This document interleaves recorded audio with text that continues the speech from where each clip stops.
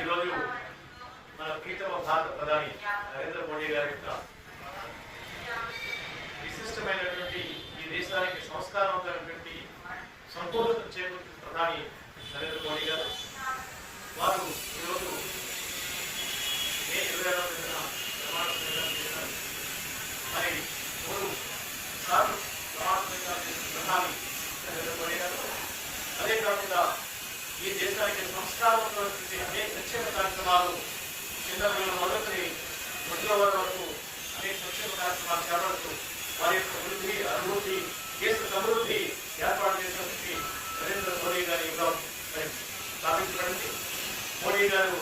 ఈ దేశ ప్రజల సంక్షేమం కోసం చిరకాలం కూడా ఈ దేశాన్ని సంరక్షిస్తూ ప్రజల్ని సంరక్షిస్తూ నిండు వేలు ఆరోగ్యంగా ఉండాలని ఆకాంక్షిస్తూ జై నరేంద్ర మోడీ, జై శ్రీరామ్. ఈ రోజున మన హౌసింగ్ కాలనీలో ఉన్న ఆంజనేయస్వామి పుట్టినందు ఈరోజు మన భారతదేశానికి కవచంగా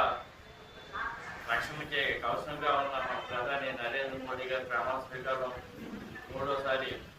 జరిగిన ఈ రోజునే ఆయనకి ఆరోగ్యాలు ఉండాలని